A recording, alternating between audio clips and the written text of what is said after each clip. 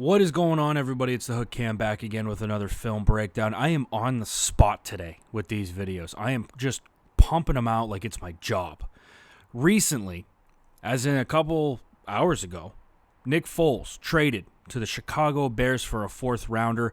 Really quick thoughts on this. I think it was a win-win for both sides. I think it was time for Foles to move on after his quick stint in Jacksonville. Clearly it didn't work out when they find their guy, Gardner Minshew, who's going to be a much, much cheaper option. Chicago Bears looking for a quarterback, looking for somebody who could fit into that system, and I think that Nick Foles will fit into that system. Now, really quickly before I dive into this video, if you could hit that like button, hit that subscribe button on this video, and also a quick thank you and hit that subscribe button to Jackson Kruger Sports if you haven't already. Like I say in every video, great person, great human being, gets content out quicker than anybody I've ever seen. Trying to beat him to the punch on this one. Who knows if I will? Although it's going to end up going on his channel anyway, so it don't matter.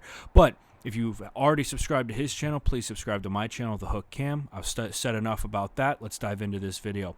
A couple of things that I really like about Mr. Nick Foles. First and foremost, I really do like his deep ball. And for some reason, he always manages to get this ball on the spot where it needs to be. This throw is a great example. This is from week 1 against the Chiefs this year.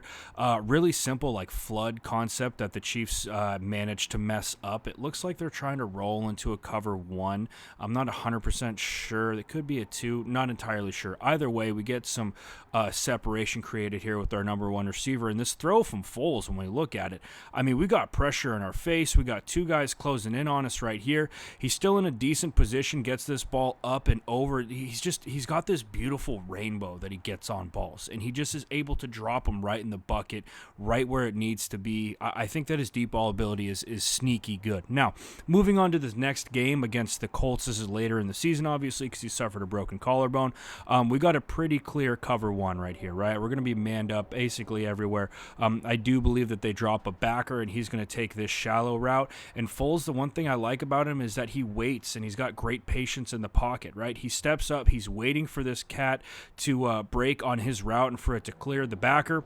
He does so stepping up into the pocket, and that's a lot more difficult than what would meet the eye, right? Because when you're in there, you got bodies all over the place. You got a ton of pass rushers who are getting their arms out, ready to swat that ball away. Great job with his patience getting this ball out, putting it in a good spot for his receiver to take it the rest of the way. And that's one of the things that I think that he really excelled in Jacksonville. Well, in Jacksonville and really in Philadelphia, I should say, is his patience in the pocket and his ability to get his deep ball on the money. Those were the 2 big things. I'm going to hit on one more thing in a second. This, to me, is just his processor, right? And when I say his processor, it's his ability to read a defense. Now, this coverage-wise, I think it's a cover 6 because we've got this cat right here, this corner, who's really in a bind right now because he could come up on this flat, which looks like what he's trying to do. And then we have our quarter, and our half with our safeties. Now, this ball right here, he's going to end up kind of running a comeback, just stemming that route at the top and breaking it down. Really good ball on this. Really, really good ball. The other thing is that this is a tight window to throw this rock into, right? As this receiver's coming up, you got to have the right anticipation, the right amount of velo on this ball to get this thing in a good spot. Yeah, it probably could be a little bit higher so we can catch and run on this, but all in all, we get the first down, and that's what matters in that situation. Now, turning back the clock a little bit, taking a look at where was Nick Foles really, really successful? What was he doing in Philadelphia? And how is that going to translate over to Chicago? Now, a couple of things stuck out to me when I watched a little bit of his Philadelphia film. Number 1, they're consistently in 3-by-1. And what I mean by 3-by-1 is we've got our 3 receivers right here and then our 1 receiver at the top. So 3-by-1. Okay. Now, what that does to a defense, you're sitting there going, Cam, what does that even mean? How the hell does that even affect what's going on? You put defenses in a bind and you create isolation. And that's one thing that I really noticed Nick Foles did a really good job of, is taking advantage of receivers that were isolated. He does a really good job when receivers that he works with are able to create enough separation for him to get a ball into a tight spot. In this situation with the Bears, it's pretty straight up that we got just straight up cover 1. We're going to get ISO'd on the backside with Alshon Jeffrey. Whether you like it or not, that's the matchup that we have. And again, it goes back to the decision-making of Nick Foles. I love the decision that he makes on this. I love where he puts the ball. It's high for his guy to get it. Yes, you don't want to go high over the middle. It should be a little bit lower of a ball. But all in all, it gets there. Middle's cleared out. And again, it's the decision-making. He likes to really, really pick that isolated side. Nick Foles is a guy who's always going to take his matchups, in my opinion. Another situation here, we got a 3rd down and long, and we'd start, again, talking about that processor and that patience in the pocket. A lot of times, these routes are going to take time to clear, and that's what happens here. Our linebacker here is going to work out to get in front of number 3. He presses that as much as he can, but he doesn't keep sinking. Right, that's one of your friends when you're running that middle of the field players. You have to keep dropping. You have to get depth. Where our receiver drops right into the zone, the hole in the zone right there, and Foles has a great patience on it. Gets that ball out there for a big time 1st down. It's weird how some quarterbacks have that clutch gene, and I hate to call it that because it's so cliche, but that's really what it is. It's the ability to make good decisions when you're under pressure, and we can see right here, he's looking at this safety, trying to freeze that safety, not giving any hints to where we're going. He comes back to that in route, and that's probably his 2nd or 3rd option. It's really a hunt. That's the route that he's throwing there. It's more of a hunt route where he's replacing right over the ball, and that's where I saw Nick Foles excel when he was in Philadelphia, when they were spreading everything out, when he was able to pick his matchups, when the guys were lining up in man and really forcing him to dink and dunk. And when you think back to that Super Bowl against the Patriots, Nick Foles was on the money with everything he was throwing. And it was because Patricia wanted to drop 8 and let Nick Foles pick him apart, or let Nick Foles make a mistake in Patricia's mind. Well, Nick Foles wasn't going to make a mistake that day. He was on the spot, and that continued for his time in Philadelphia. I would imagine if he didn't get injured in Jacksonville, it would have carried on over there too. Now, looking at Chicago, what they have right now with Mitch Trubisky, where is he flawed?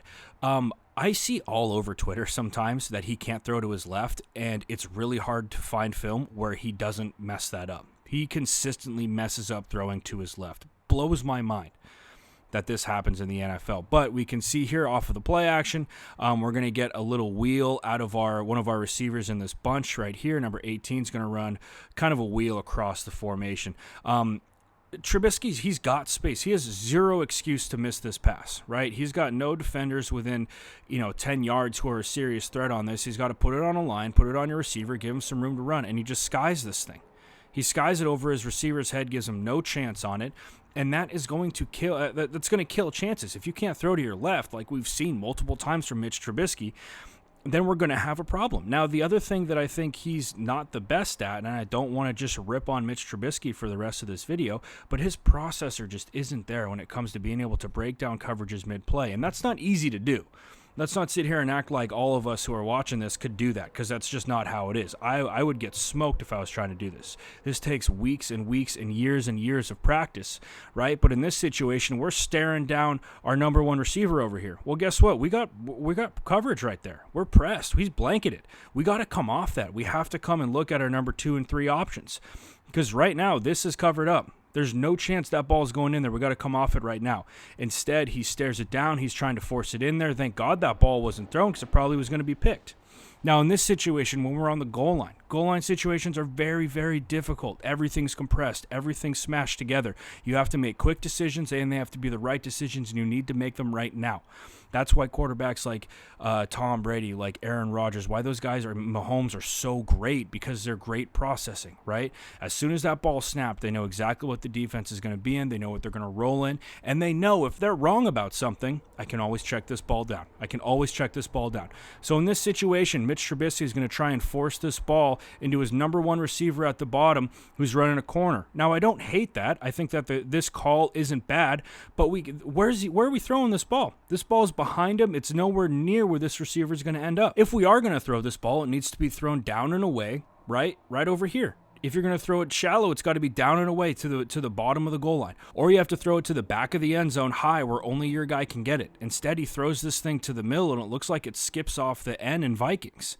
Just a bad ball from Mitch, and I think that his confidence was really shattered by the end of this season because of injuries, and I'm sure that things were tough in wherever in conference rooms and meeting rooms. I'm sure that it was tough, and I feel bad for the kid.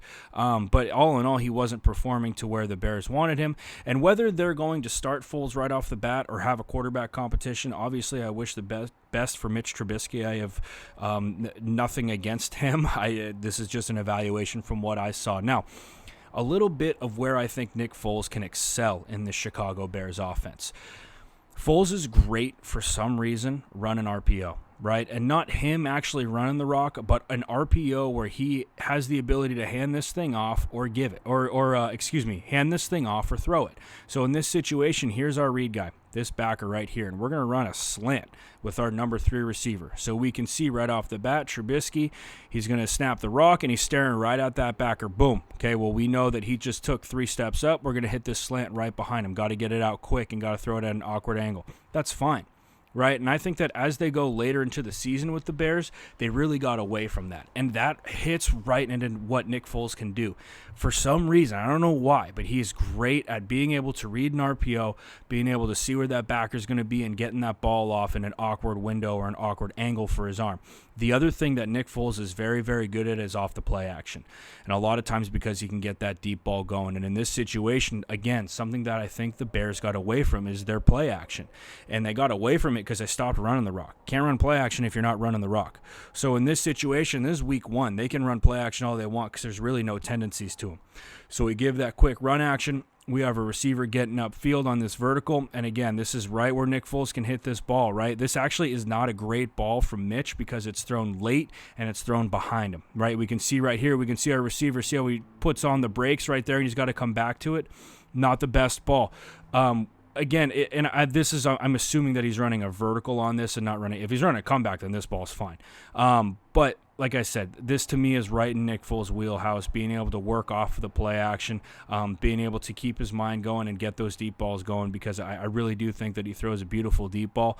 And I do think that Nick Foles is going to do well in Chicago. I think that he's going to have some decent success. And I hope, whatever happens to Mitch Trubisky, I wish the best for him. So with all that being said, guys, that's my quick breakdown of this Nick Foles to Chicago trade. I hope everybody's having a great day. Hope everybody's being safe. Subscribe to Jackson Kruger Sports if you haven't already. Also subscribe to The Hook Cam. That's all I got for you guys today, and I'm sure I'll be back with some more trade news. But until then, you all have a good one and stay safe.